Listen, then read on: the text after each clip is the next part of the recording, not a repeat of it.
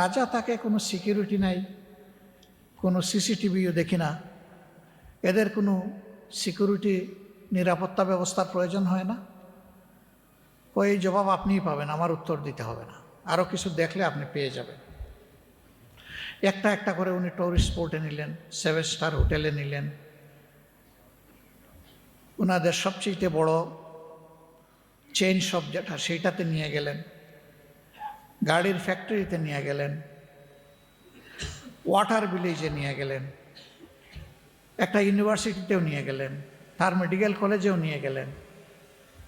হঠাৎ করে তিনি দিনের শেষ লগ্নে বললেন, কিসমত ভালো থাকলে আপনারা সরাসরি রাজার সালামও পাবেন। আমি বললাম, রাজার সালামও পাওয়া যাবে? বলে, হ্যাঁ, আশা করছি পাওয়া যাবে।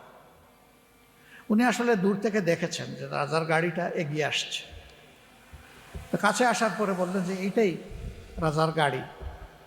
আমি দেখলাম একটা মাত্র গাড়ি, তার সামনে কোনো এসকর্ট নাই, তার সামনে পিছনে কোনো ওই রকম সিকিউরিটি নাই, এমনকি একটা বাইকও নাই।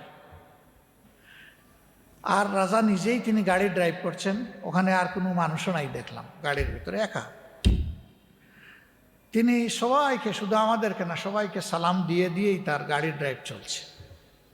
আমরাও তার সালামের সুযোগ গ্রহণের সুযোগ নিলাম, আমরা জবাব দিলাম। তা আমি আবার জিজ্ঞেস করলাম যে এই লোকটার কি কোনো ডর ভয় নাই? এই জবাবও আপনি পেয়ে যাবেন।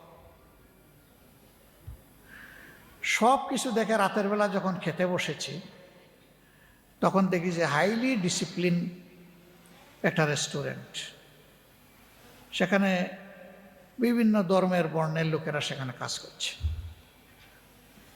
খাওয়া দাওয়া শেষে আমরা বের হয়ে যখন এয়ারপোর্টে ঢুকব, তখন তিনি আমাকে একটা প্রশ্ন করলেন যে আপনি তো ছোট্ট একটি দেশ ঘুরালেন, কোথাও কি আপনি ট্রেন লক্ষ্য করেছেন বা ট্রেন লাইন?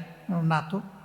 কোনো বাস না, কোনো ট্রাম না, কোনো পাবলিক সার্ভিস ট্রান্সপোর্ট না। বললো, আপনার মনে এই প্রশ্ন আসে নাই যে এই দেশের মানুষগুলা চলে কেমনে? আপনি কি ফুটপাতে বিরাট সংখ্যক মানুষের জ্যাম দেখেছেন? আমি না। তা আমি জিজ্ঞেস করলাম যে এই দেশের পপুলেশন কত? বললো, তা খুব ছোট, তাদের নিজস্ব ম্যান পাওয়ার হচ্ছে 2.5 লাখ।